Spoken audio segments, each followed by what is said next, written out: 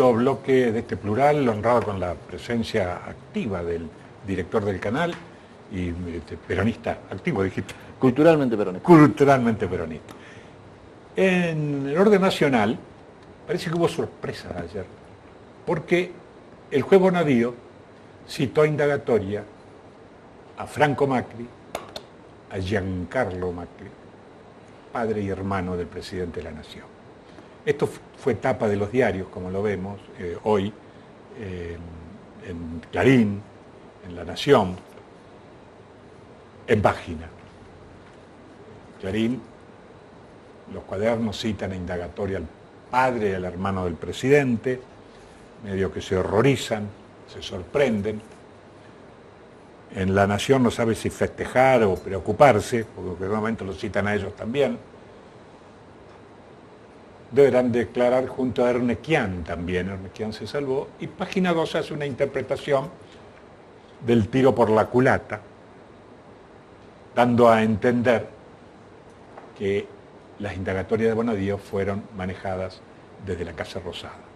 Sin embargo, nosotros, desde este programa, el doctor Hugo Escalada, y ahora vamos a poner un videito que tenemos antes de darle la palabra, tenemos una interpretación más radical, en el sentido del término filosófico, de lo que está sucediendo con la avanzada de Bonadío, que se asemeja mucho a lo de Aldo Moro en Brasil.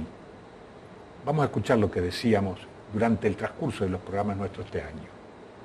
Como corolario de este tema, de esta etapa, de este título, sí, no puede verse de otra manera como algo armado sistemáticamente. O sea, el ataque es un ataque muy fuerte no solamente a la política, es un ataque muy fuerte a la burguesía incipiente, es un ataque muy fuerte al periodismo que va a quedar vaciado de contenido y de credibilidad después de todo esto. O sea que hay y las instituciones como la justicia. Obviamente que la justicia ni que hablar. La justicia es la que está haciendo el trabajo sucio. Y obviamente que va a tener el correlato correspondiente. Así que, bajo ningún punto de vista, estas pueden ser casualidades que se fueron dando. Esto lo decías en agosto. Esto lo decíamos porque, a ver, básicamente, no quiero ser extenso con esto, yo soy de los que creo que acá no hay nada de casualidad. Esto lo decía yo cuando era diputado todavía, hace más de 2 años, lo decía en el recinto de la Cámara. Vinieron con un plan claro. Este mejor equipo económico de los últimos 50 años, son todos expertos asesorando empresas, son todos millonarios. Duhovne, cada uno de ellos, Melconian, pasar por cada uno, Sturzenegger. ¿Cómo que no sabían lo que estaba pasando? La herencia fue demasiado grande y no sabíamos lo que nos iba a traer. Mentira. Vinieron con un plan, el plan estaba bien orquestado, pagaron a los fondos buitres porque había que volver a pedir crédito externo, había que volver a endeudar el país. Mucha gente dirá, pero ¿para qué quieren endeudar el país, Escalada? Porque nos atan de mano. Ahora Argentina no puede tomar ni una decisión. Cuando estás endeudado perdés soberanía, perdés capacidad de decisión. Y no solamente este gobierno. El gobierno que venga, sea del signo que sea, también va a haber perdido este margen de tomar decisiones. Entonces, hay que pararse en uno de los dos lados. O cometieron un sinnúmero de errores, y entonces cometieron errores económicos. El periodismo, Clarín y Nación se equivocaron en creer que Macri quería hacer una cosa u otra. La justicia y Bonadío se le fue la mano y no era para citarle a la familia del presidente. El periodismo obsecuente no quería que vuelva a Cristina y bueno, por ahí le erraron. O creemos esa versión en donde todos cerraron y nadie quería hacer lo que se hizo. Yo prefiero estar en las antípodas de ese pensamiento. Siempre la derecha tuvo claro qué es lo que quiere hacer. Más estando Estados Unidos atrás, dijimos, atrás de esto está Estados Unidos. Está claro que Bonadío no responde al presidente y que está con los intereses de la embajada atrás. Está claro cómo actúa Bullrich, está claro cómo actuaron con los empresarios, procesarlo a Roca, ir por el capital accionario de Techín. Digo, está más que claro que esto lo supera y está más claro que atrás de esto hay una inteligencia. Esa es mi postura, Pato, la vengo diciendo hace tiempo. Una podrá compartir o no. Están los otros que quieren creer que, bueno, hubo mala praxis, ahora se le define así. Ahora, ¿sí eso, Carlito? Yo coincido. Nosotros estamos ante un plan ejecutado con inteligencia y estamos frente a una pérdida de soberanía tremenda. Estamos ante una situación de un retroceso, yo diría ya no preperonista como creíamos en algún momento, sino que estamos en una situación similar al virreinato, en términos de con celulares, con wifi, con todas esas cosas, pero en términos de retroceso estamos igual que el virreinato. pero con un virrey que solamente sirve para el protocolo del G20. Ahora, por ejemplo, se va de vacaciones y no se va a la asunción de Bolsonaro, por ejemplo, que podrá o no tener afinidades o no, pero es el principal país en el Mercosur, el principal socio con quienes tenemos que sí o sí mantener relaciones, y el tipo elige irse de vacaciones. Sí, a mí me llama. Yo estoy muy preocupado por la situación de pérdida de soberanía en todos los frentes. La soberanía monetaria, la soberanía económica, las decisiones. Acá te queda solamente el manejo del protocolo, y que los granaderos, en cualquier momento van a suspender el desfile de los granaderos en Plaza de Mayo. Y ahí hay una especie de competencia entre ser el instrumento, porque lo que se ve es que el gobierno de Macri ha sido la puerta de entrada que cierra este círculo de recolonización en Latinoamérica, de Estados Unidos como potencia dominante, y ahora de pronto fue ungido desde un primer momento en la voz cantante que iba a liderar el ataque a Venezuela, ¿no? Como el acto final de la restitución del poder de Estados Unidos en el continente.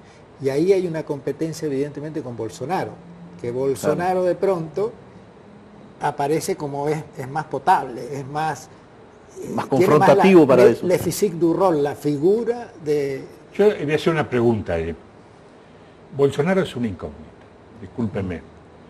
Bolsonaro tiene una matriz no tan clara en la conformación del poder. Por un lado, toda esta infiltración yanqui de los pentecostales, bancados por Estados Unidos, sobre todo los bautistas del sur, que vienen con plata. Sí, sí. Esto no es hablar mal de los evangelistas, sino una descripción... No mal del credo, no mal del credo, claro, ni de la fe. Exacto, sino es una descripción del poder. Esa es una pata. Pero la otra pata, y está repleto su gabinete, de militares. Así es. De militares nacionalistas. Es decir, ¿puede un militar nacionalista bancarse un proyecto neoliberal en economía? ¿No va a chocar en algún momento, así como Galtieri tomó las Malvinas, por las contradicciones internas de la cúpula militar? No está latente esa... Sí, yo veo ahí una potencia sudamericana en tensión fuerte, y encima con escenarios muy contundentes, yendo a lo de Venezuela, con Rusia generando acciones de prácticas militares, trayendo aviones, trayendo un montón de cosas, poniendo ahí justo en términos de asunción y esta tensión va a ser terrible, porque por un lado están los industrialistas brasileros en defensa de su propia industria y sus propias empresas, recostado detrás de la trayectoria de los militares que generaron el sector industrial en Brasil, pero al otro lado el sector financiero, internacional y neoliberal, o sea que va a estar en tensión Bolsonaro. Yo no sé cómo va a terminar esa tensión. Y parece que a Bolsonaro en realidad el establishment, digamos, del poder fáctico brasileño también le impuso el ministro de Economía, que representa sujetarse a las reglas de la globalización neoliberal y de poder financiero, ¿no? Yo pienso, Pato, nosotros veníamos hablando, utilizamos mucho el programa durante el año para hablar de geopolítica. Yo circunscribo todo esto a lo que está pasando en el mundo. Estados Unidos está en un serio problema porque los países petroleros están abandonando el patrón dólar para comprar. Justamente, ¿por qué viene Rusia y se instala en Venezuela? Porque no va a dejar que Venezuela otra vez sea sometido a la presión de Estados Unidos para que si le vas a comprar petróleo tenga que ir a buscar dólares primero. Hace mucho tiempo que el dólar se mantiene en la Reserva Federal gracias a que todos los países petroleros, cuando vos le ibas a comprar petróleo, exigían que vengas con dólares. Y eso sostenía el dólar. Han ido abandonando ese patrón. China lo abandonó. El primero que lo abandonó fue Gaddafi y lo pagó. Entonces, China abandonó ese patrón, Rusia abandonó ese patrón, están comprando oro en cantidades industriales, porque se vuelve al patrón oro, y no van a dejar que Estados Unidos siga haciendo su juego de sostener su moneda en base al patrón del petróleo. Esto está ocurriendo en el mundo hoy. Y entonces, y acá cierro, porque no quiero hacerlo extenso, no se entiende la jugada de Macri, Pato. Vos comentabas en el programa anterior que se entendió la jugada de Menem de las relaciones carnales con Estados Unidos, porque en ese momento Estados Unidos, el mundo se había vuelto unipolar. Se había derrumbado la Unión Soviética, había caído el muro, Estados Unidos se erigía como una potencia absoluta y no te quedaba otra que ir a peregrinar a Estados Unidos. Hoy, que ese modelo y el modelo de globalización está en crisis, que aparece frente a Estados Unidos de una manera muy fuerte China como potencia económica en la disputa, que se le une la India, que aparece Rusia claramente a través de Putin de nuevo reverdeciendo laureles, hoy tenemos una vuelta a un mundo en donde se recupera una especie de equilibrio que se había perdido y donde Argentina puede optar. Por eso no se entiende ir en búsqueda de los Estados Unidos en este momento. Sentado allí, en un programa pasado, el ministro de Energía, Sergio Lanciani, dijo que se abrió una oportunidad geopolítica con China. Pero antes de seguir, rescatamos que la semana pasada se reunieron en la Comisión Episcopal en la capital federal religiosos musulmanes, religiosos judíos, y firmaron un documento que trasciende el compromiso interreligioso del diálogo y la convivencia, sino que subrayan la necesidad de quedar al margen de los conflictos que existen en el mundo y que no existen en la Argentina.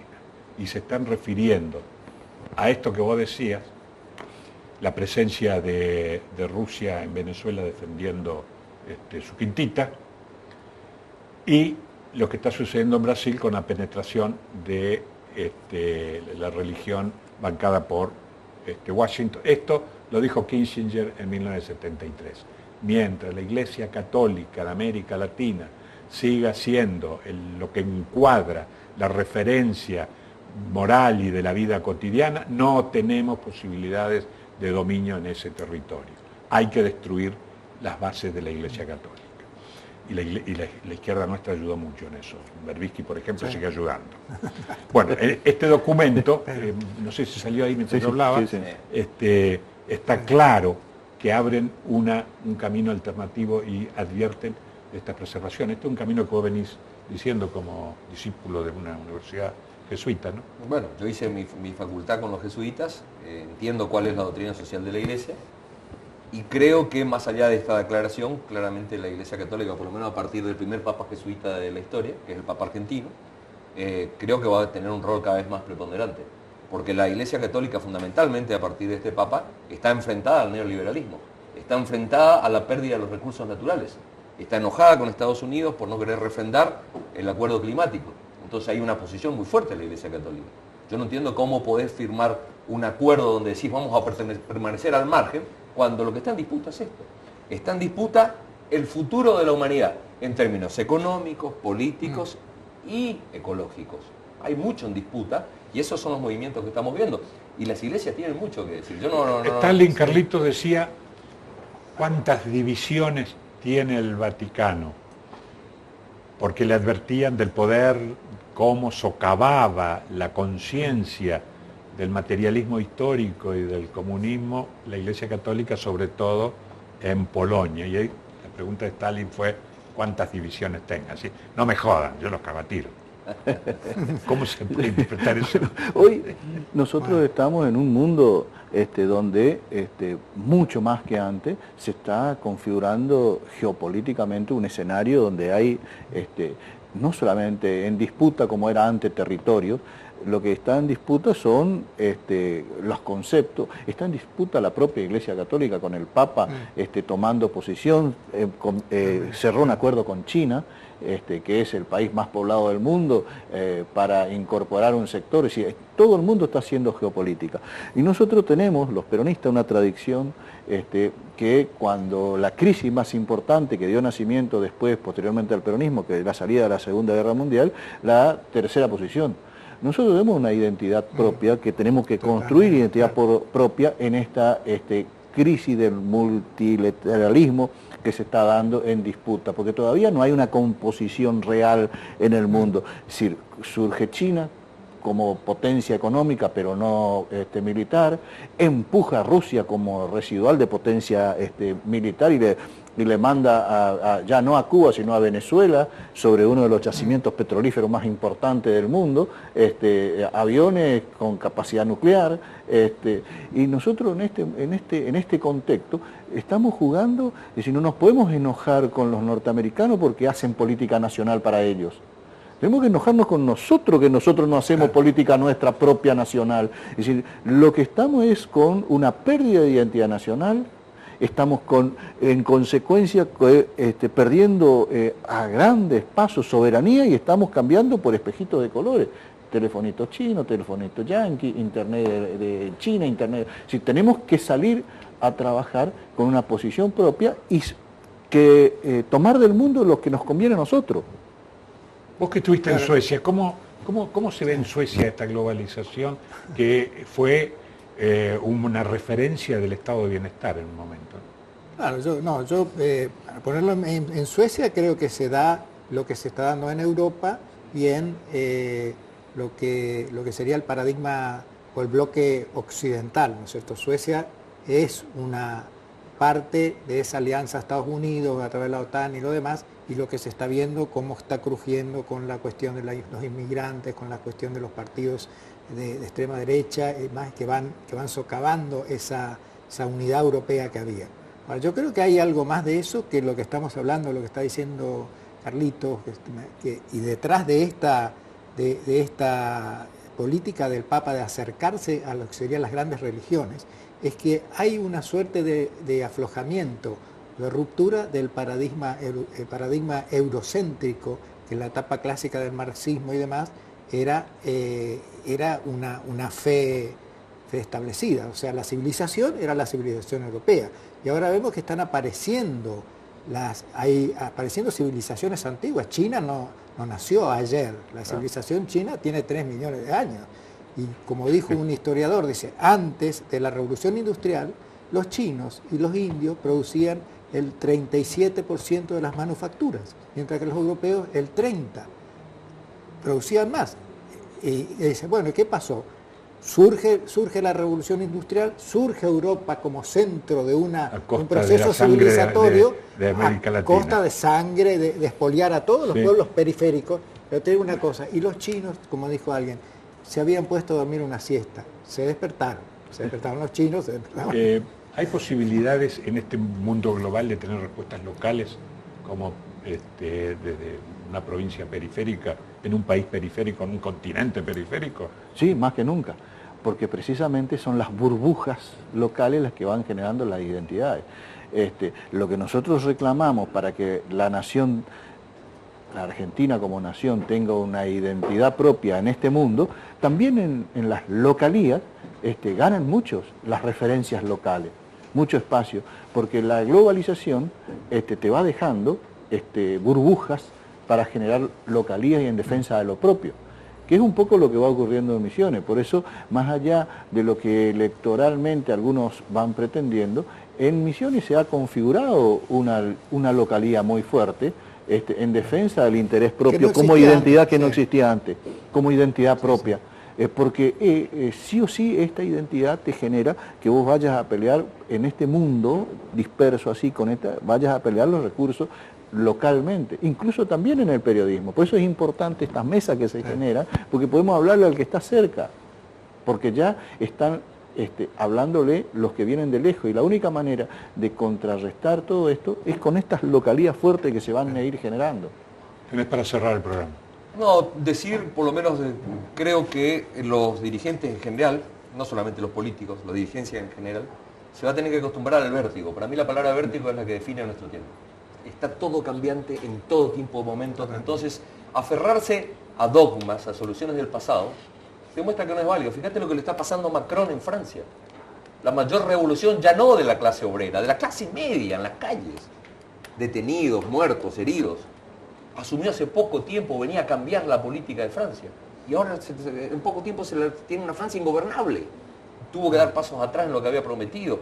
Subió los combustibles, los tuvo que bajar. Dijo que no iba a haber aumento de salario, tuvo que dar aumento de salario, tuvo que hacer todo. Entonces, hoy estamos en un mundo absolutamente vertiginoso, donde yo creo que estas definiciones que damos son conceptualizaciones que sirven como para más o menos enfocarse hacia dónde vamos, pero que hay que estar minuto a minuto viendo lo que va pasando, tanteando porque yo noto en la gente una especie de rebeldía muy fuerte hacia lo establecido, se están rompiendo cánones de maneras diferentes, ¿no? No son etapas a lo mejor revolucionarias como fueron en otro momento, pero sí son etapas en donde no podés estar seguro en lo que te terminaron de definir hoy, porque a lo mejor mañana puede estar cambiando. Así que el dirigente que no se acostumbre a este vértigo, que no tenga mucha información, Pato, que no tenga mucha información, que no sea muy dúctil para poder moverse, justamente estas posturas duras, dogmáticas, como la UCR votando como votó, son las posturas que el mundo está abandonando. O sea, hoy hay que ser muy flexible, hay que ir viendo qué es lo que está queriendo la gente, hay que ir viendo cuáles son los caminos, abandonar estas definiciones de derecha, izquierda, esto no lo voy a hacer por tal cosa, ya. En ese esquema que estamos definiendo, claro que claramente en un esquema provincial tiene mucho para dar, Tiempo porque de tiene mucho política margen para líquida. moverse, claro. Tiempo de política líquida. Sí, Bueno. exactamente. Sos víctima de tu propia organigrama en el canal, nos tenemos que ir. Gracias por la participación especial No, de gracias a hoy. usted. Anteúltimo programa, Pato. Anteúltimo, nosotros cerramos el año el próximo martes 18. Vamos a tratar de hacer un resumen de lo que... Vamos a tratar de hacerlo desde abajo hacia arriba, no resumir las acciones de Macri, de Pasalacqua, sino cómo fue construyendo subjetividades nuevas, cómo se fue adoptando el pueblo de Posadas al menos. Este es un canal posadeño. Nos vemos el martes que viene.